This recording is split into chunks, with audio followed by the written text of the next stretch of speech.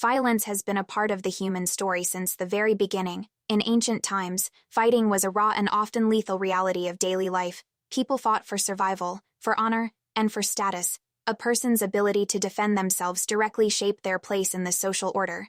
This constant threat of brutal conflict, however, eventually led humanity to develop ways to control its own aggressive urges. Over many generations, societies began to create rules and structures around violence, transforming it from chaotic brutality into something more predictable and contained. This process of creating rules for combat can be seen throughout history. The duel, for instance, was a significant step. Instead of a spontaneous, no-holds-barred fight, duels had strict codes of conduct. Opponents had to agree on a time, a place, and the weapons to be used. The goal was often to prove one's honor, and victory could sometimes be achieved without bloodshed if an opponent backed down.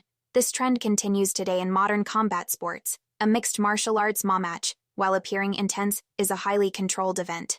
The violence is confined to a specific time and place, overseen by a referee, and governed by a set of rules, making it a safe and structured outlet for our primal instincts. Many people are drawn to combat sports like MA for practical reasons, such as learning to defend themselves against bullies.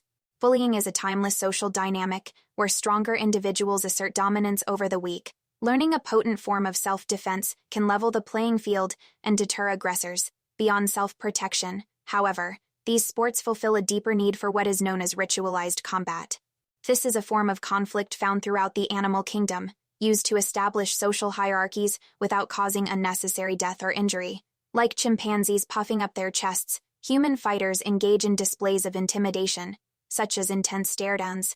To gain a psychological edge before a fight ever begins, the connection between physical conflict and gender, particularly masculinity, is undeniable. From an evolutionary perspective, males have historically been more violent due to reproductive competition.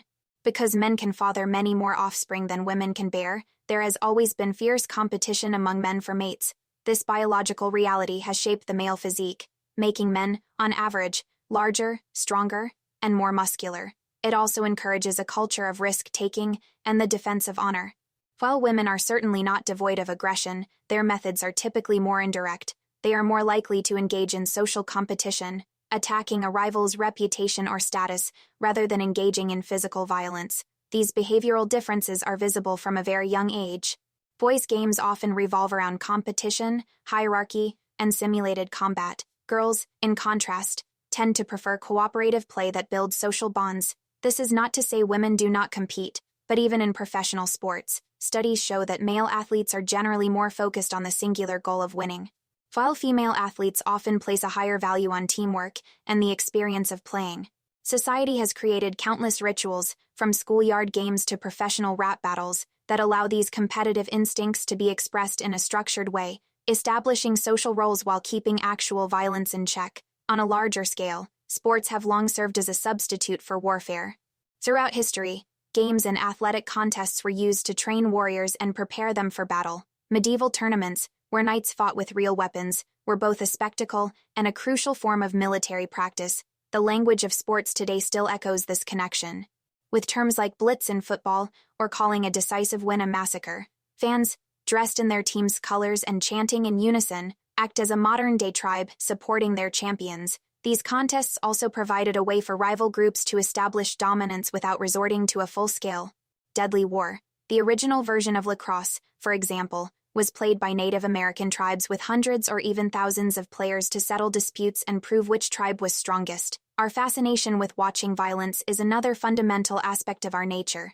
In ancient Rome, tens of thousands gathered in the Colosseum to watch gladiators fight to the death. In the Middle Ages, public executions were a form of mass entertainment. Today, our society is far less outwardly violent, but our hunger for it remains. We have simply replaced real suffering with fictionalized violence in popular books, television shows, and movies. We are drawn to these spectacles because they are thrilling. They show us the extremes of human potential, the raw power, skill, and grace of a fighter, but also the dark and terrifying side of our nature.